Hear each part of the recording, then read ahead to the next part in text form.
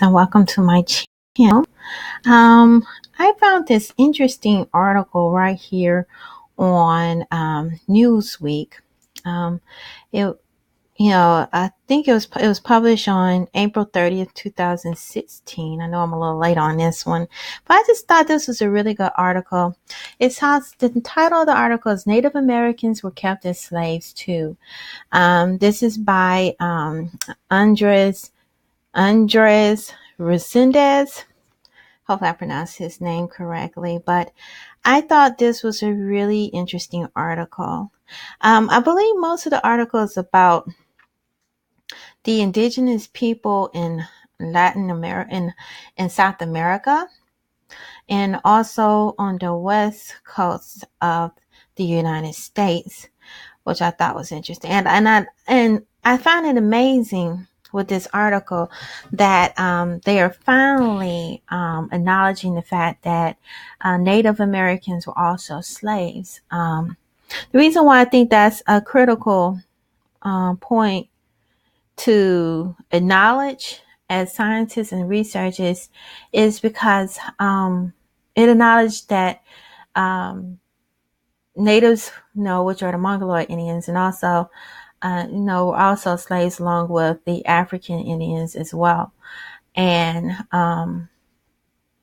that shows that the Aborigines, the aka African Americans, it further proves the theory and more as a fact that the Aborigines, the aka African Americans, are indigenous here.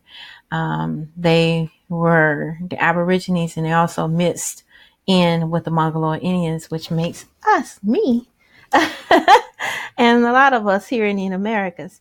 So it just strengthens more evidence and proof that we are definitely indigenous here in the United States, in the Americas.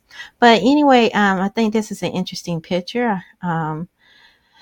It's a picture of the Native Americans enslaved by Spaniards, and it was published in 1596, which I find was quite interesting, which shows that they were also enslaved. More evidence and more proof that it wasn't just African slaves; it was also Indian slaves and Aborigine slaves.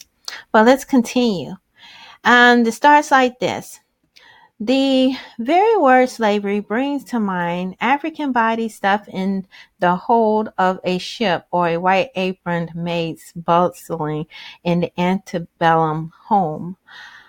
Textbooks, memoirs, and movies continuously reinforce the notion that slaves were Black Africans imported into the New World. Like I said, this so true. They still try to paint this narrative that all slaves were African. They weren't. And it's already been proven in the United States, not that many Africans were shipped over into the Americas. All they did was use the indigenous people that were already there, which were the Aborigines and the Mongoloids. The next paragraph says, we may be aware that in a long sweep of history, people other than Africans have been held in bondage, practice that continues today as millions of Asians, hundreds and thousands of Latin Americans, and thousands of Europeans can readily attest. But we still seem unable to escape our historical myopia.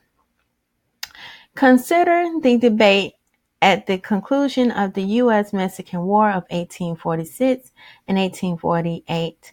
The United States had just acquired Texas, New Mexico, Arizona, California, Nevada, Utah, more than half of Colorado, and part of Wyoming and Kansas.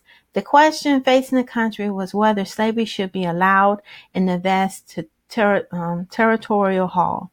So, this pretty much says that they still try to hold on to that narrative of Africans being the only people in slavery.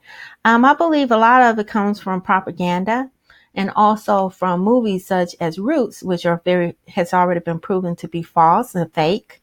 They said that Alice Haley stole the writings from another author, and he plagiarized.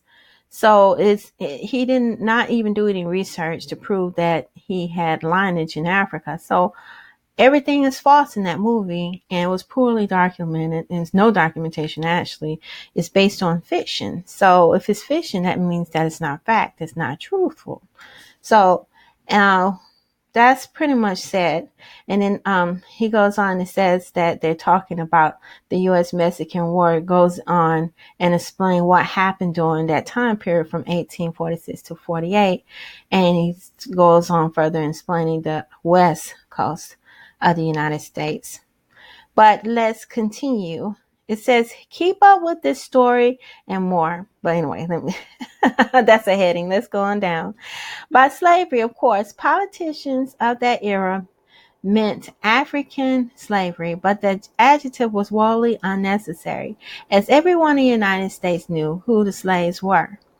Therefore, it came as a revelation to many Easterners, making their way across the continent, that there were also Indian slaves entrapped in a distinct brand of bondage that was even older in the New World, perpetrated by the colonial Spain and inherited by Mexico. With the Treaty of Guadalupe Hidalgo at the end of the world, at the end of the war, this only slavery became a part of America's existence. So it further explains how they expanded slavery and how they also included the Indians. But here in the United States, I'm not sure they did that in South America, but I know in the United States, a lot of times once they enslaved an Aborigine or Mongoloid Indian, oftentimes they changed their racial title to black, and they may not even have any African type DNA at all, but